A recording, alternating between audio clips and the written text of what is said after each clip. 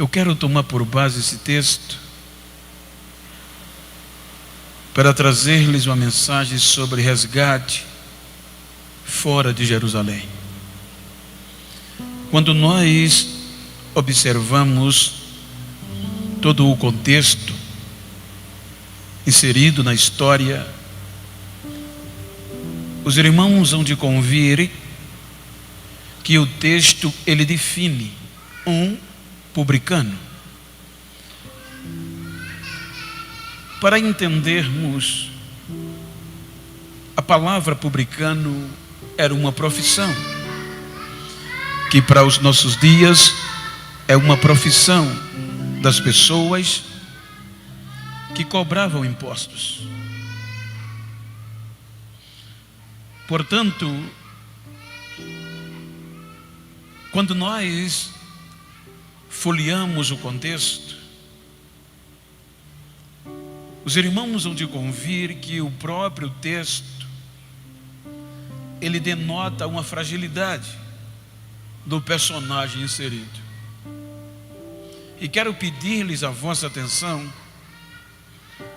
para tentar explicar-lhes, pois eu sei que nesta final de noite, início de uma madrugada, não estarei falando para pessoas super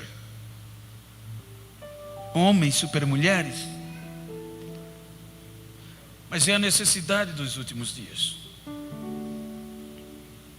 acreditarmos mais uns nos outros, para os irmãos entender e obviamente ter subsídio para tentar lhes explicar. Precisamos viver o período intestamentário, que foi o período que Deus se calou.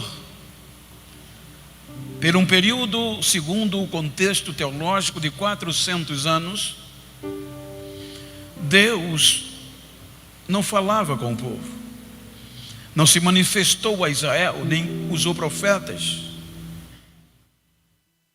Então foi neste período que o próprio povo de Deus perdeu alguma essência, algumas diretrizes do que se chamava santo e, sobretudo, o amor. Então, se nós observarmos, desde o princípio, quando os gregos começaram a predominar sobre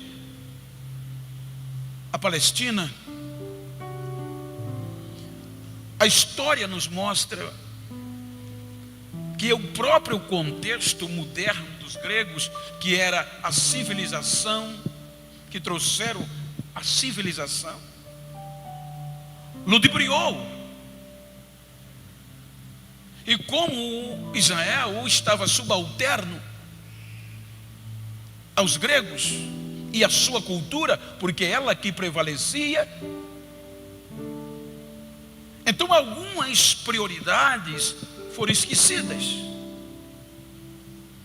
Só por exemplo, muitos judeus em várias regiões aderiram a alguns contextos esportivos que era comum entre os gregos, e entre eles a corrida, o atletismo. Então muitos jovens judeus, muitas pessoas que viviam agora o avalanche da prosperidade e o avalanche de um contexto moderno, se inscrevia para correr. O interessante é que os corredores da época corriam nus. E a história diz que quando os judeus iam correr, serviam de vergonha por conta do sinal da circuncisão. Então o que eles faziam? Abdicavam da circuncisão na carne para não se envergonhar. Ou seja, a circuncisão no Velho Testamento era um princípio da aliança entre Deus e Israel, através de Abraão. Isso, em suma, eu estou querendo dizer que alguns valores foram deixados para trás. Com o contexto, tudo isso foi elevando, a ponto de que, com cerca de 30 e poucos anos antes de Cristo, ainda dentro do período intertestamentário, foi quando, por interesse particular, algumas famílias religiosas, algumas famílias sacerdotal, que o contexto já não era tão original, em propostas de acordo com Roma, agora quando Roma vem a predominar, então a liderança sacerdotal, para se proteger, então faziam acordos, independente do que viesse custar. O que importava é que eles permanecessem no cargo. Então é dentro deste contexto que eles começam uma segregação de valores espiritual e de quem tinha direito ao sagrado. Então, no decorrer desses anos antes de Jesus vir, com uma influência política, a coisa começou a deteriorar-se. A ponto, gente, que quando Herodes reforma o templo se tornou o maior centro financeiro a partir dali. Porque a classe nobre que regia o templo, o espiritual, o sagrado, só para os irmãos entenderem o que eu quero chegar, o sumo sacerdote era o chefe e era escolhido por Deus para manter a justiça e o amor. Mas como a influência do ser humano, a influência do meio é tão perniciosa, ele também foi ludibriado. Só ele tinha direito de entrar no lugar santo. Então, para toda a sociedade, ele era o mais sagrado. O que ele falava, o que ele pensava, o que ele dizia, o que ele fazia, era sagrado. E o povo se inclinava, porque ele representava a Deus. Então agora essa cúpula, que era detentora do poder, tanto fora como dentro do templo, começou a segregação, a decidir quem tinha direito e quem não tinha. Então, quando nós observamos essa alta classe, era quem dirigia os cultos, quem oficializava, e nessa alta classe era conhecida como saduceus, que eram os sacerdotes liderados pelo sumo sacerdote da alta cúpula, que tinha dinheiro, que tinha influência, que tinha grandes propriedades. Então eles eram diferenciados. Veja que eles tinham uma discordância eles não se relacionavam bem com os fariseus. Porque os saduceus acreditavam só no escrito, só nos 5 livros da lei, nada mais. Já os fariseus acreditavam que a forma mais legítima de se aproximar de Deus era a pureza, o relacionamento. Por isso que eles já se chamam separados.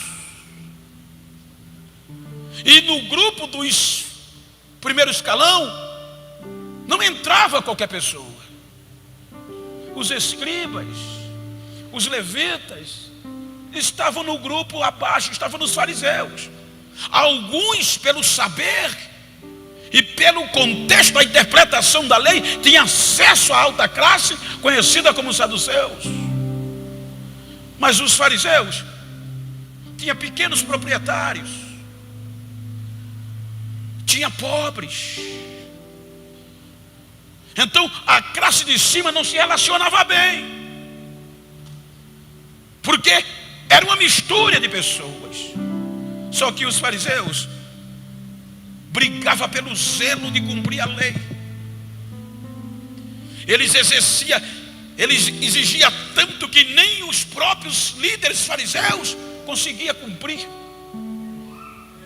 Por isso que você vai ver Jesus dizer lá na frente: tudo que os fariseus ensinam, façam, mas não façam o que eles fazem. O que eles ensinavam era correto, mas o que eles faziam, desfazia o que eles ensinavam. Então, para o interesse comum, para ver esta mistura, então a classe de cima começou a segregação geográfica. O que é a segregação geográfica? Para eles, o lugar santo, o centro, era Jerusalém e, sobretudo, o templo. Depois do templo vinha Jerusalém. Depois de Jerusalém, a Judéia. Em terceiro ou em quarto, já depois da Judéia, a Samaria e Galileia, que eles não consideravam essas duas regiões puras. Para os irmãos ter uma parda ideia do que estava a acontecer, os irmãos hão de convir o que começou a se denotar no contexto. Veja que a Bíblia diz que isso se tornou tão sério que, se os irmãos olharem a história, os irmãos vão observar que o que movia a economia de Israel eram 5 segmentos: agricultura, pecuária, artesão, o comércio e a pesca. Só para os irmãos ver o quanto eles, da Judéia, a liderança, que era o centro político e religioso, desprezava as outras duas regiões. Para os irmãos terem uma ideia, sabe qual era a região que mais produzia carne bovina? Era a Galileia. Sabe aonde estavam os melhores trigos? Na Galileia. Mas como Samaria e a Galileia não era respeitada, não era considerada digna, porque era onde estava a classe Galileia mais pobre e Samaria misturada. Então, só para os irmãos terem uma ideia, o boi que era criado na Galileia não servia para servir de sacrifício no templo, na Judéia. O trigo que era extraído da Galileia não podia ser oferecido como oferta de cereais no templo. Só por conta de quê? Porque para ele sair da Galileia, para ir para a Judéia, tinha que passar por Samaria. E ele dizia: se passar por Samaria, fica impuro. Só para os irmãos terem uma ideia do que estava acontecendo. Então isso era muito grave. Isso era muito sério. Aí é quando eles vêm com a segregação social. A segregação social era com as pessoas. Quando eles começaram a afastar de todo o que era sagrado, de tudo que era direito espiritual. Então eles se separavam por profissões e por condições físicas. Eles diziam que os analfabetos não eram malditos, porque não sabiam ler. E se não sabe ler, não conhece a lei. Não conhece a lei. E se não conhece a lei, não pode observar. E se não observa a lei, é maldita. Eles decidiram que qualquer profissão que eles consideravam indigna não era merecedor da sua atenção. E entre elas estava pescador. Segure aí, irmão, porque se os irmãos for sair eu vou ficar triste. Então, no contexto, os irmãos vão observar que isso tudo fazia parte de um sistema. Então a profissão de publicano, cobrador de impostos, estava no contexto. Eles não acreditavam, era uma profissão maldita, pecadora. Todos que fossem cobradores de impostos e publicanos eram considerados indignos do espiritual, porque eles diziam que eram pecadores. Samaritanos, os samaritanos, gente, nem direito de se lavar no dia do sacrifício no tanque tinha. Eles se lavavam no lado de fora com o rejeito da água que era servida no templo, para poder limpar a purificação do corpo. Então, se qualquer jovem se oferecesse para trabalhar como funcionário público de Roma, na Judéia ou na região, era um emprego que dizia: maldito, não tem o nosso apoio, nunca vai ser ninguém, porque é pecador. Aí o que eles faziam? Eles chegavam para os judeus, que eles consideravam puros, e dizia: vocês não podem nem sequer comer com eles, vocês não podem nem sequer entrar na casa deles, porque eles são malditos, pecadores, descartados. Então era isso que funcionava. O descarte, o descrédito, os desfeitos com as próprias pessoas. E se você olhar, todos eram judeus. Tanto Galileu como Samaritano eram judeus, era israelita. Mas o próprio sistema descartou os deficientes, os que não atingissem uma postura que eles achavam justo, eram descartados. Aí Jesus entra no cenário.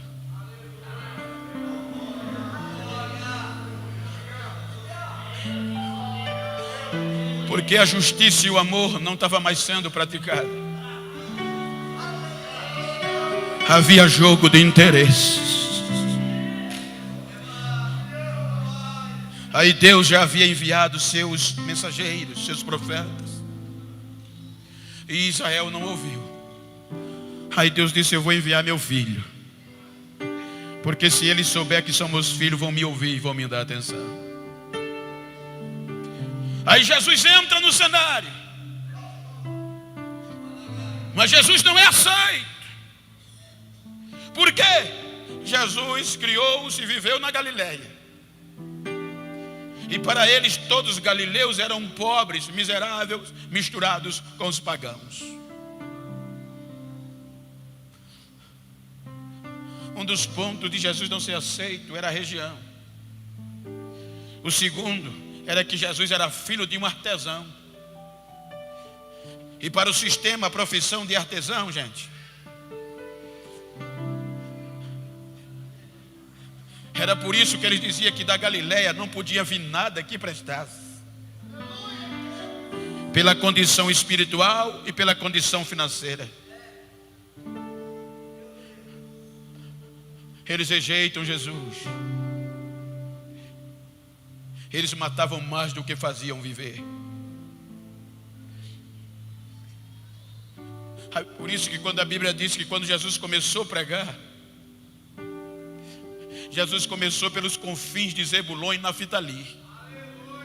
Você sabe o que é os confins? É a fronteira, é o limite. E Jesus começa a pregar pelo limite da Galileia, a região mais pobre e mais sofrida. Ele não começa da Judéia para a Galileia, ele começa da Galileia para a Judéia. E para chegar na Galileia, na Judéia, tinha que passar por Samaria.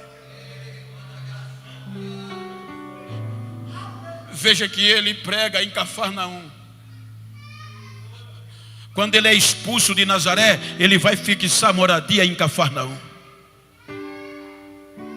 Quando ele fixa moradia em Cafarnaum, é aí que Lucas, o escritor, diz que certa vez ele saiu de casa e quando voltou, já com o nome do que estava fazendo,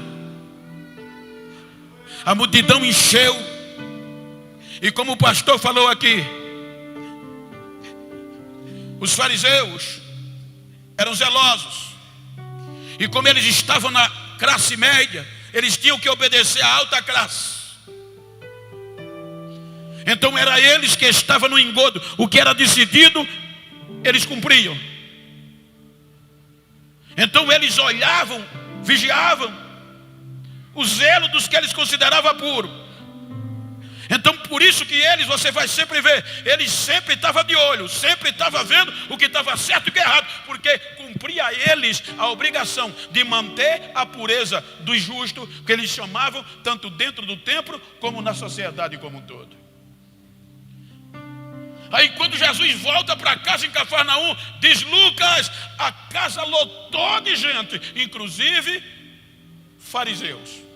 Para quê? Para bisbilhotar o que ia acontecer. Quando Jesus entra, aí é quando Lucas diz que 4 homens trouxeram um paralítico.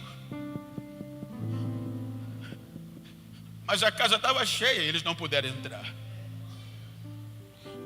E um paralítico, gente, era descartado por completo. O sistema não aceitava. Era maldito, sinônimo de maldição.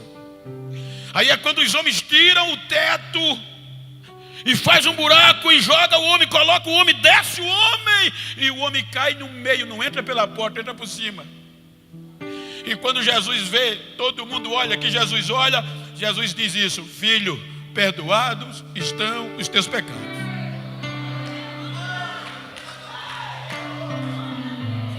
Veja que eles param, e como os fariseus estavam espalhados por toda parte, aí os fariseus murmuram e dizem: quem é este? Quem ele pensa que é para perdoar pecados?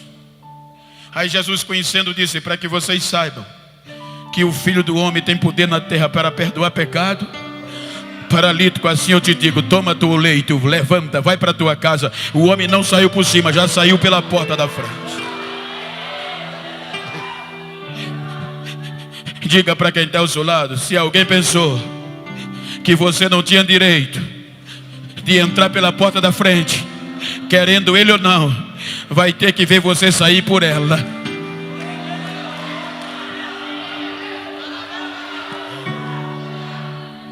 E vai ter que dar glória a Deus, porque a Bíblia diz que até os fariseus começaram a dar glória a Deus, porque a Bíblia diz que todos na casa começaram a dar glória a Deus e dizer: há um profeta no meio de nós, há um profeta no meio de nós.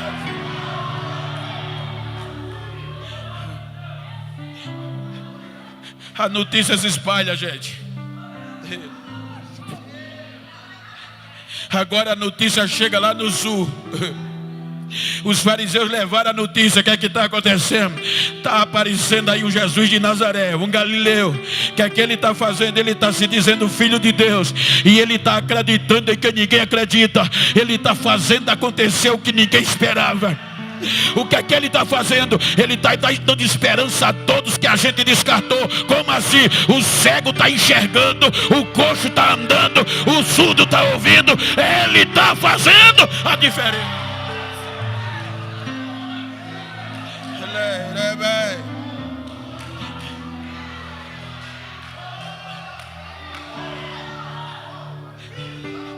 Você pode observar que o ápice do Evangelho, a maior mensagem do Evangelho, gente, que a gente goste ou não, é o amor. A gente pode rodar num pé só, pode pregar bonito, cantar bonito, mas se não tiver amor...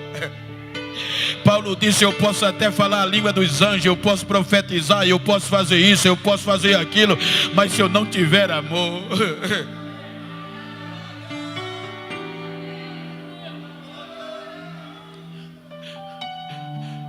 Aí Lucas diz, o texto que a gente leu, saindo depois dessas coisas, justamente desse milagre, ele saiu de casa e passou na coletoria de impostos. Segundo história, e o texto subsequente vai falar isso, cobrador de impostos naquele dia estava cheia a rua. Não só tinha um estava sentado cobrando impostos. O que era que eles faziam? Ele coletava impostos de pescador, de mesa de feira, como os nossos fiscais da prefeitura hoje.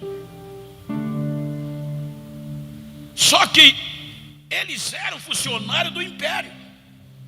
E o que machucava os judeus é que eles tiravam dos judeus legalmente por Roma e mandava para Roma. Então os líderes religiosos tinham eles como ladrões.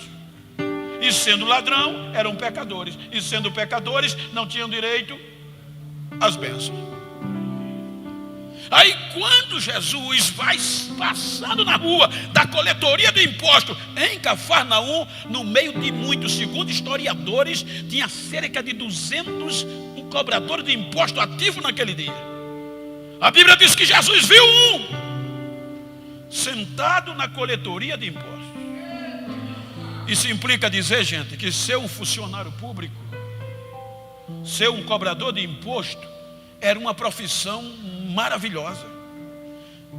Era como ser um funcionário da Receita Federal hoje. Eles ganhavam bem, eles viviam bem, tinha casas bonitas, tanto em Jerusalém como fora. Mas para a sociedade religiosa, que se dizia justa, eram descartados. Não podia convidar ninguém que fosse puro para comer em casa, nem tinha amizade com eles. Aí Jesus viu um homem sentado na coletoria. Quem acredita que Jesus ainda vê descartados?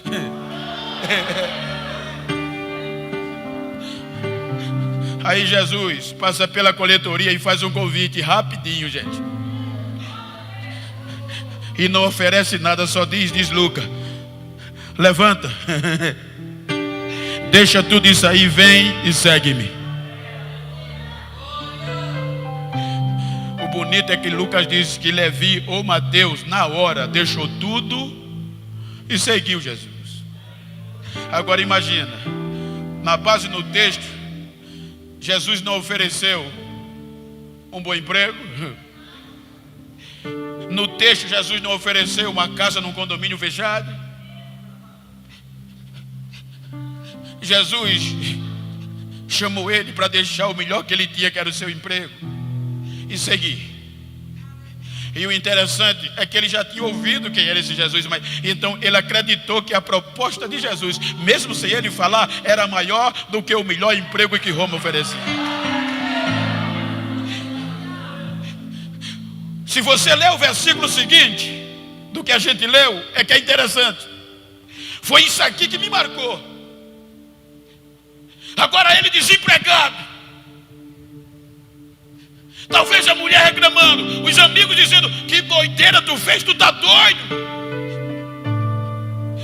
Não é assim que os não crentes dizem quando alguém que está no alto se converte ao evangelho. Você está doido, deixou o bom emprego, deixou a cadeira vazia para acreditar na proposta de Jesus. Agora o versículo seguinte diz que o impacto piorou. Como? Desempregado, ele ficou tão alegre que disse: vou dar um culto em ação de graça. Como é que pode perder o emprego, sem salário no final do mês, e diz: o que eu tenho eu vou dar um culto em ação de graça? Mas por quê? Eu vou convidar Jesus, eu estou tão alegre, ele me chamou, eu conheci ele, vou oferecer um culto em ação de graça para ele. E quem é que ele convida? Aí Lucas diz: uma multidão de cobradores de impostos. Fez o culto em ação de graças. Aí o texto diz que quando o culto estava rolando, quem estava no culto? Jesus, os discípulos. E não só tinha agora um cobrador de impostos, tinha uma multidão. Aí os desgraçados dos fariseus, bibliotânicos, chegaram na porta, viram Jesus lá dentro e os discípulos, aí meteram a língua. Eita, como é que pode? Eles entraram na casa de um homem pecador, estão comendo com um publicano, isso não pode. E desceram a madeira. Chamaram o discípulo, desceram a madeira. Vocês não podem, vocês estão comendo com um publicano, é errado, a lei não permite. Aí os discípulos foram a Jesus. Só o teclado, por favor. Aí Jesus vai diz os discípulos: voltem e diga a eles que eu não fui enviado para os sãos, eu fui enviado para os doentes. Meu pai não me enviou para os que prestam, Ele me enviou para os que não prestam. Eu vim buscar, eu vim salvar, eu vim acreditar em quem ninguém acredita mais. E a notícia se espalha, gente. A notícia se espalha.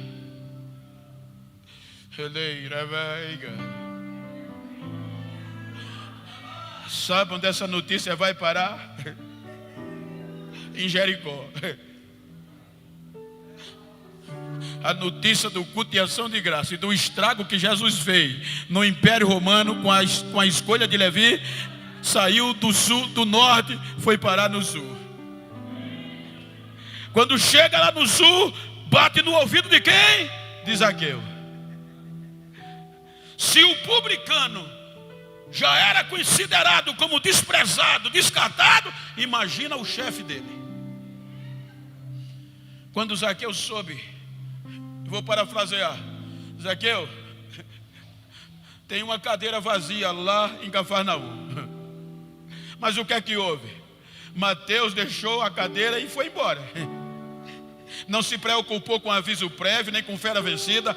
Abriu mão, deixou vazio e foi embora, abriu mão. Mas o que é que houve? Um homem chamado Jesus passou por lá e prometeu o que a ele? Que eu vi nada, só fez dizer levanta, vem. E ele deixou tudo e foi atrás.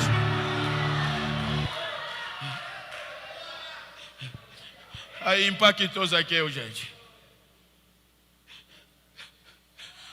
Porque se você observar, a Bíblia diz que Zaqueu era chefe dos publicanos na região. E se você olhar a biografia de Zaqueu, você chora sem querer. Porque Zaqueu, pelo sistema, tinha duas agravantes. Primeiro, tinha uma deficiência física. Pela lei religiosa, era excluído, porque era pequeno demais. Não ia poder nunca nem sequer ser um cantor tão como Dário. Não ia sequer qualquer dia pegar um instrumento e tocar, a lei não permitia. É descartado, é maldito. Nunca ia ser um obreiro. Pelo outro lado, tinha profissão. Além desses defeitos, a profissão dele chamava ele de pecador. O segredo de Zaqueu é que eu já pesquisei e não consegui entender como homem. A primeira agravante era a deficiência física. E essa deficiência já vinha de nascença. Aí o que me preocupou foi aonde ele foi buscar força, gente. Veja que ele se tornou o chefe dos publicanos, em uma região que ele era desacreditado. Então ele não deu ouvido, ele não dava ouvido o que diziam dele. As suas deficiências não faziam ele desacreditar em si mesmo. Ele não ouvia o que a multidão falava negativa dele. Um dia eu li um livro chamado Fome de Deus e eu achei interessante. Quando o escritor traz uma ilustração dizendo que um rei em um determinado reinado, dia de festa, levantou um pau de sebo bem alto. E lá naquele pau de sebo, sei que os irmãos, a maioria aqui deve entender o que eu estou falando, é um pau liso. E no cume do pau ele colocou um maço de dinheiro e colocou muitas comidas. Para a primeira pessoa que conseguisse chegar lá, era o vencedor. Então isso alvoroçou a cidade. Muitas pessoas saíam correndo, tentavam, a multidão se aglomerava. Quando um pegava no pau que ia subir, a multidão já começava a gritar: não vai conseguir, não vai, não vai, não vai. Quando subia 2 metros, no máximo escorregava e descia. Aí chegou um alpinista experiente, subidor de montanhas. Disse: é fichinha. Quando ele se preparou, a multidão começou: você não vai conseguir. Mas ele era experiente. Ele começou, passou dos 2 metros, chegou em 3 metros e a multidão: não vai conseguir. Quando ele deu 3 metros, despencou de cima e desceu. Quando ele desceu, diz a história que uma criança de 9 a 12 anos apareceu. E quando a criança olhou para cima, que viu o dinheiro e a comida, não mediu esforço. Fez carreira, pegou o pau, e a multidão: se os adultos não conseguiram, você não vai. Ele chegou em cima. Pegou o dinheiro, pegou o que tinha de comida, desceu, não quis conversa e para casa. O alpinista ficou perplexo e procurou saber quem era aquela criança que fez aquela façanha. Quando descobriu a casa dele, foi lá, no mesmo dia. Quando entrou na casa, aquela casa de gente pobre, e todos estavam comendo a comida na mesa. Aí o alpinista saudou o pai e disse: o motivo que me trouxe aqui, eu quero saber qual é que de tão especial essa criança tem, porque ela fez uma façanha que eu, experiente, não consegui. Ela conseguiu o que eu não consegui. Ela conseguiu subir naquele pau que eu não consegui. Qual é? O que ela tem de especial? O pai disse: a primeira coisa era a fome. Está com 2 dias que a gente não tinha comida em casa. E a segunda é que ele é surdo. Ele não ouviu o grito da multidão dizendo que ele não ia conseguir. Diga para quem está ao seu lado: você consegue.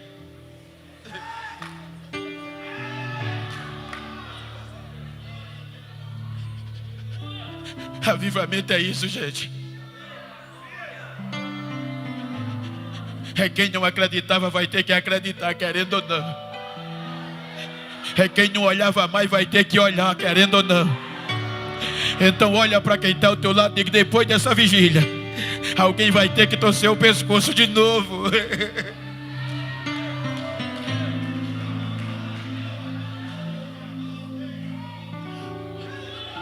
Assim era Zaqueu. Ele não conseguia, ele não desistia de nada, gente.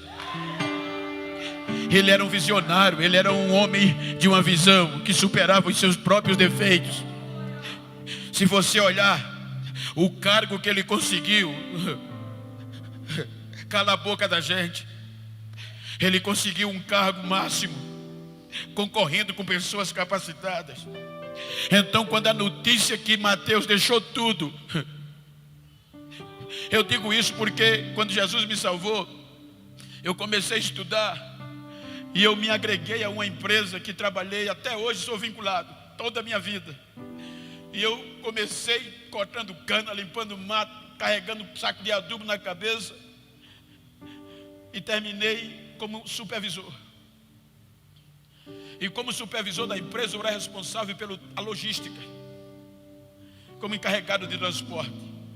Então muitas pessoas trabalhavam na empresa que eu tinha direito de contratar e mandar embora. Então eu pegava jovem que não era nada, limpador de mato, cortador de cana, e fazia dele um bom motorista, um bom operador de máquina. Eu dava palestra, a empresa investia. Só que 1 ano de profissão, quando a carteira estava com 1 ano de ficha, alguns deles diziam: vou embora, eu tenho proposta melhor. Aí eu baixava a cabeça e dizia: depois de tanto investimento. Imagina agora, Zaqueu era o chefe. Então para Mateus entrar ali, passou pela mão de Zaqueu. Zaqueu em Roma investiu em Mateus. Agora a notícia chega, ele deixou tudo. E o que é que houve? Um homem chamado Jesus. Aí Lucas disse que a partir daqui Zaqueu queria ver quem era esse Jesus que era melhor do que ele. Ele procurava ver quem era Jesus. O que é que esse homem tem melhor do que eu? Que proposta ele tem? Aí para a alegria dele chega uma notícia. Sabe quem está chegando em Jericó? O barulho já está lá fora. Porque naquela época a honra de uma pessoa era pela distância. Por exemplo, quando eu vim para Aparecida, o pastor representando o pastor Sansão foi me pegar no aeroporto. Dá o quê? Quantos quilômetros? 15 quilômetros. Isso queria dizer na época o tamanho da minha honra. Se o pastor Sansão fosse para Maceió, eu iria pegar ele em Recife, 240 a 50 quilômetros. Isso queria dizer para a minha sociedade que a honra dele era maior do que a minha, porque eu fui mais longe buscar ele do que eles foram buscar ele. Aí agora a notícia, você já viu que era por isso que muitas vezes as pessoas, a Bíblia diz que quando o povo sabia que Jesus vinha, o povo saía da cidade, já levava os doentes, os endemoniados, botava nas costas, saía espalhando na beira da estrada. Ele está vindo, a notícia está vindo aí. Quanto mais longe eles acreditavam, quanto mais longe, mais longe. Aí a Bíblia diz que Jesus, por onde passava, o demônio corria, o coxo levantava, todos na beira da estrada era curado. Aí a notícia chega e o barulho. Já vinha de Jericó, alguém longe gritando: Jesus, filho de Davi, tem compaixão de mim. Fora da cidade, o cego Bartimeu já estava lá longe. Aí Zaqueu disse: é agora que eu vejo ele. Ele não perdia, ele era inteligente demais. Ele calculou tudo certinho. Um homem rico, honrado, queria ver quem era esse Jesus, que levou um funcionário dele sem nem sequer oferecer uma proposta. Quando Jesus entra em Jericó, acontece algo inesperado. Lucas diz que Zaqueu programou tudo certinho, mas não pôde ver quem era Jesus, porque era pequeno e a multidão cobria a visão. O que eu acho lindo é que ele podia desistir, mas como o currículo dele dizia a Dário que ele não desistia, a Bíblia diz que ele faz carreira. Ele muda o projeto. Já que eu não posso ver ele daqui, eu vou ter uma ideia. Ele corre na frente e sobe num sicômoro bravo. Isso aqui é grave, gente. Só para você ter uma ideia, se o cantor Dário sair daqui correndo com a saúde que ele tem por aí, subiu num pé de pau aí, é normal. Mas se o pastor Sansão sair correndo e subir num pé de pau, vocês vão dizer: o pastor está doido. Porque tem decoro, tem coisas que ele pode fazer que ele não pode. Então, para a posição de Zaqueu, era decoroso, desonroso ele correr, e muito pior, subir num pé de pau. Ele era rico. Ele esqueceu o protocolo. Ele quebrou o decoro. Mas na ansiedade de conhecer quem era Jesus, ele correu, subiu no pé de pau e disse: agora eu vejo quem é ele. Quero ver. Ele não desistia. Quando Jesus vai passando, acontece o que ele não botou no projeto. Jesus não só olha para cima, mas chama pelo nome. Zaqueu, desce depressa, amigo. Hoje eu vou dormir na tua casa.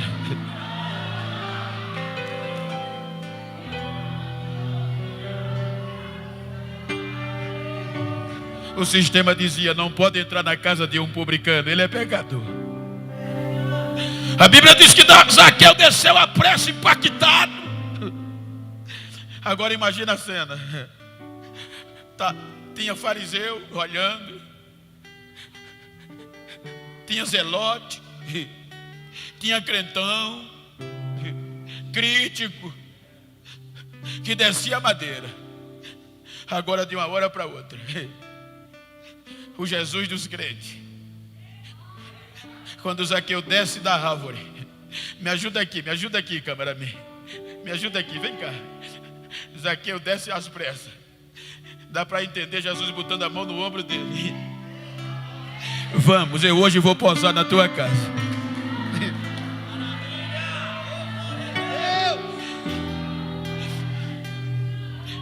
Incomodou muita gente.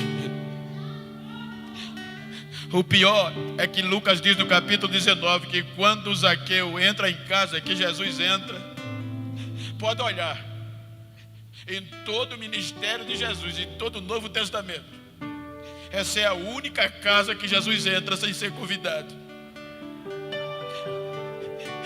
É a única casa que ele diz: eu faço questão de ir. Ele se convida. Diga para quem está ao seu lado: quanto mais falam mal de você, quanto mais te criticam, Jesus gosta mais de você.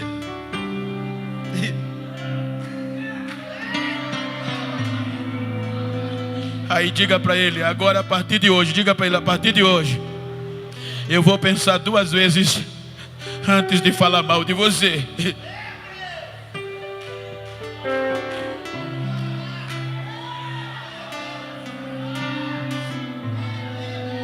Quando Jesus entra na casa, Lucas faz questão de dizer que todos, mais baixo por favor, que todos, está no todo. Quando eles percebem que Jesus entrou na casa, Lucas diz que todos murmuravam. Fariseu, não fariseu, todos murmuravam contra Jesus, dizendo: ele entrou para se hospedar na casa de um homem pecador. Veja, enquanto o povo murmurava, Jesus calou, não disse nada.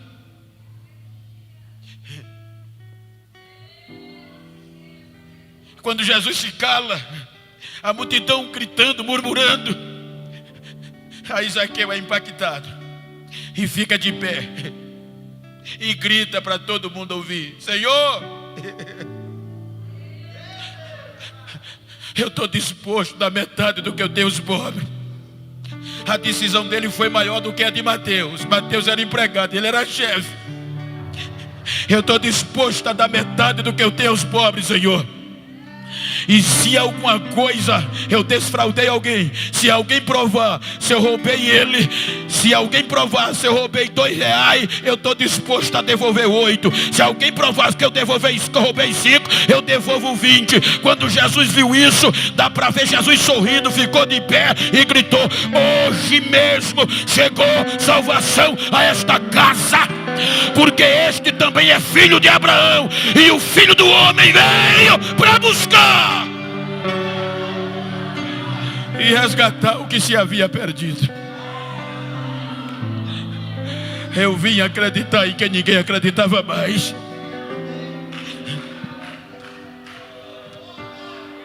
Eu vim resgatar quem ninguém acreditava mais.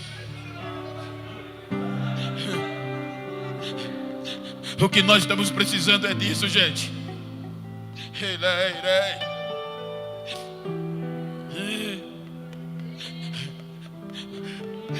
Nós somos o povo mais pentecostal do Brasil e diga-se de passagem do mundo.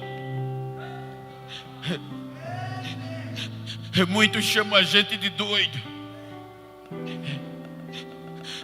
mas comprovadamente não sou eu que digo, são as estatísticas, que o nosso maior erro é desistir tão fácil um do outro.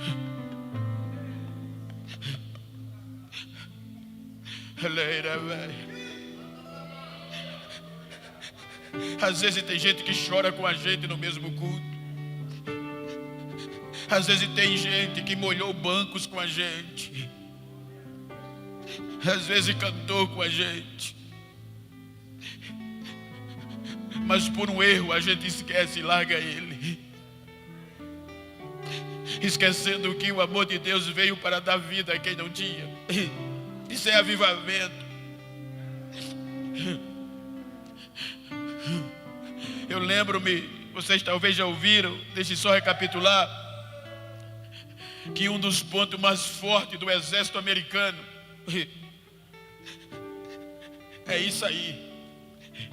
Você sabe quanto aproximadamente o governo americano investiu em um soldado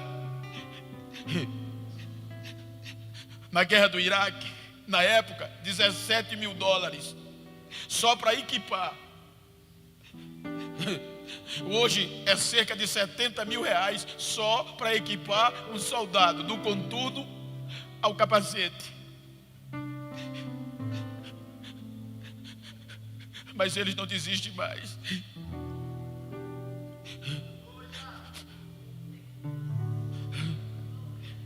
Um amigo meu servindo no exército, no Afeganistão, e eu fui parabenizá-lo. Ele disse: não, Bento, não é coragem não, é o treinamento. Como? Quando a gente se alista, a gente já morre ali. Então agora a nossa vida não é mais nossa, é para a pátria e para o amigo, para o companheiro.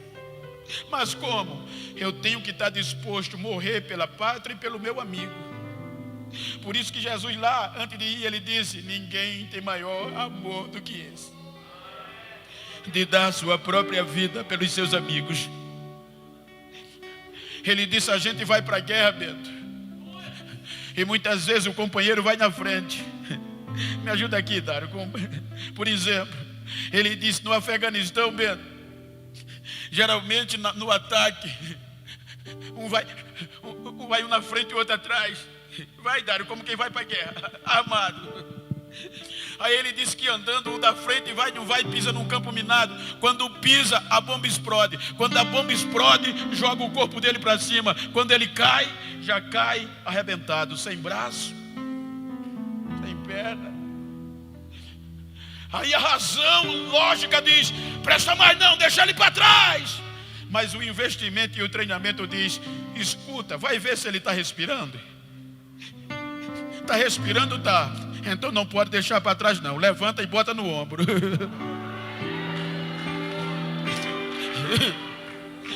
E coloca no ombro e leva para o acampamento, porque ainda tem jeito.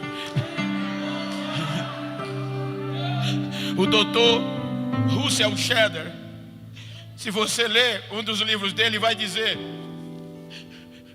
que quando os soldados romanos iam para a guerra, o combate era grande, mas quando a guerra terminava, os soldados voltavam triunfantes.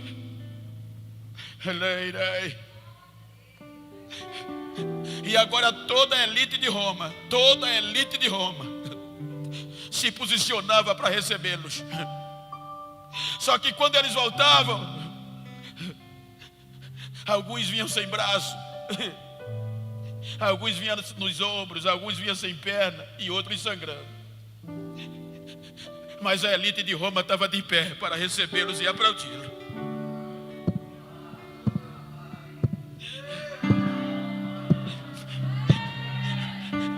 Diga para quem está ao seu lado: não importa como você chegou nessa vigília, importa como você vai sair. Diga para ele: eu tenho algo para te dizer. Não importa se chegou sangrando, se chegou ferido, eu não vou deixar você para trás.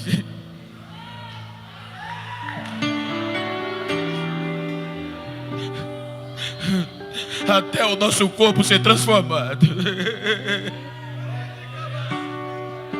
O combate pode estar duro, pode estar difícil. Você pode estar sendo descartado, deixado de lado, ferido. Mas eu não vou deixar você para trás. Até que um dia, eu e você, o grande coral, o pai e o filho vai estar lá para nos receber de volta do combate. A gente pode chegar na transformação sangrando, mas vai ter a transformação de um novo corpo.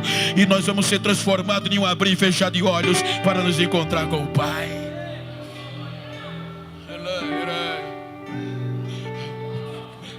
Ele ainda dá e acredita em quem ninguém acredita. Eu sou prova disso, como eu estou aqui pela primeira vez, você já ouviu. Mas só para concluir, diziam que eu não valia nada. Nego não vale o que come. Mas ele me achou.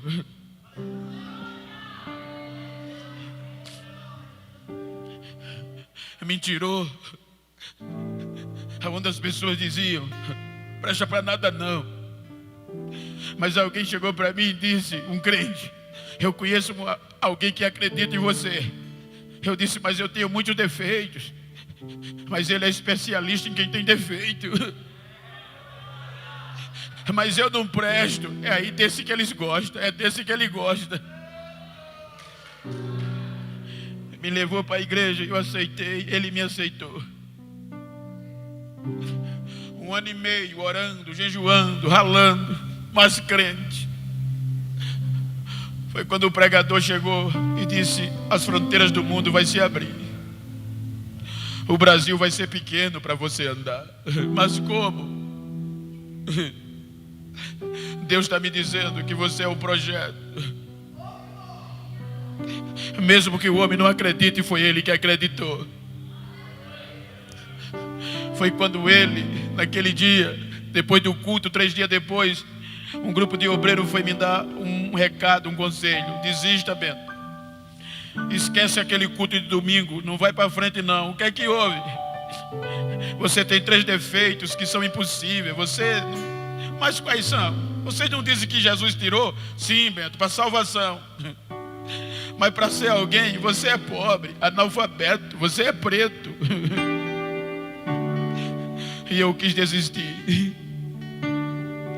Foi quando Jesus fez minha filha morrer e ressuscitou para me mostrar que Ele era Deus. Eu quis desistir, mas Ele não desistiu de mim. Então diga para quem está ao seu lado: nem adianta querer desistir. Ele não desiste de você. Você é especial.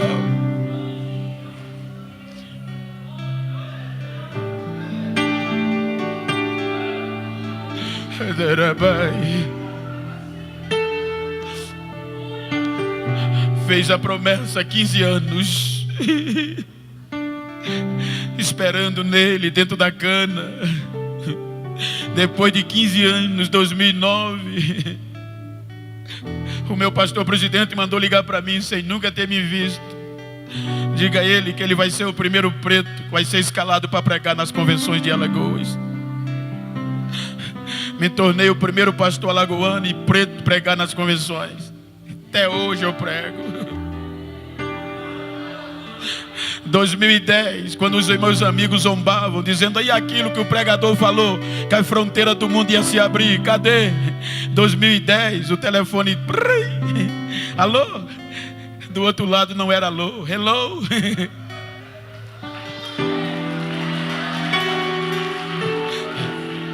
Só hoje recebi convite da América, da Irlanda, da Argentina.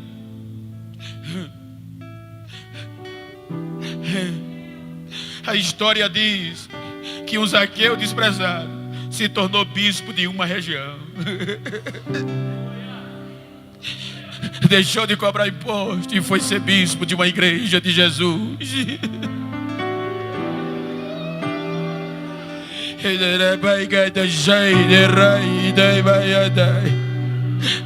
Eu estou dizendo isso para avivar você, para trazer vida para você.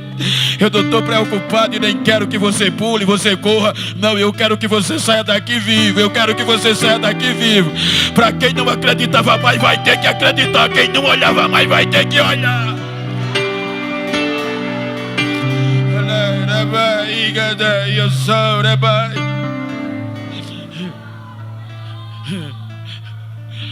Hoje eu prego dos maiores trabalhos do Brasil. Prego na convenção geral. Quase todos os meses me chamam para pregar no Brás. E o que é que você fez, Bento? Só acreditei.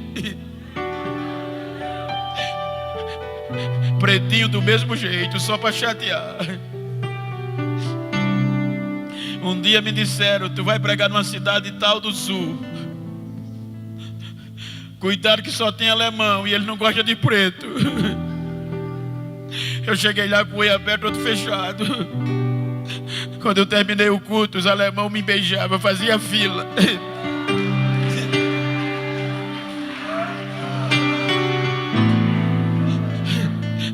Fique de pé, por favor.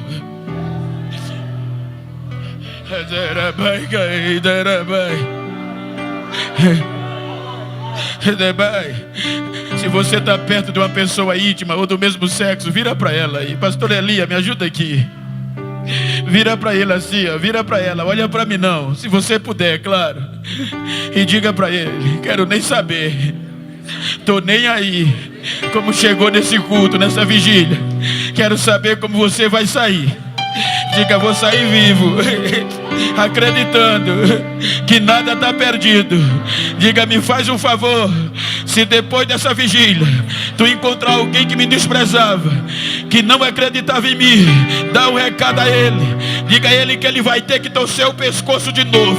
Querendo ou não, querendo ou não, querendo ou não, querendo ou não, querendo ou não. Abraça ele, abraça ele.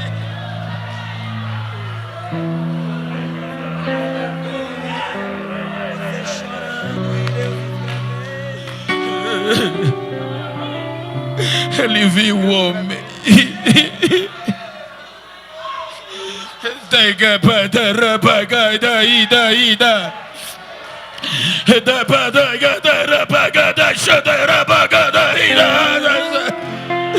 Há uma unção envolvendo vidas aqui. Há uma unção envolvendo o ministério aqui. Há uma unção de renovo, há uma unção de renovo. Há um poder descendo aqui agora, resgatando vidas.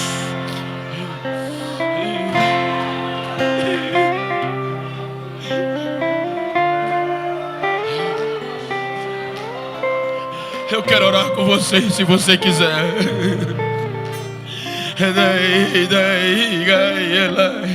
Eu quero orar com você. Curve a tua cabeça aí. Eu sei sim, meu Pai, a palavra que colocasse no meu coração, eu falei para o teu povo. Nesta noite o Senhor restaure promessas, renove sonhos. A vigília está voltada para avivamento, e avivamento é estar vivo, é voltar a viver. É aquilo que perdeu o brilho, voltar a brilhar. Então nesta noite, Senhor, aqui tem ministério, aqui tem servo, aqui tem servo. Derrama a tua misericórdia sobre as nossas vidas. Começa por mim, renova minha alma com o poder espiritual, renova o meu corpo, renova o meu espírito, renova da tua filha, do teu filho. Vai derramando renovo, vai dando avivamento, vai trazendo avivamento, vai acendendo o que está apagado, vai renovando o que está sem brilho. Recebe aí agora, recebe aí agora, recebe aí agora, recebe aí agora renovo, recebe, volta, volta, milagre.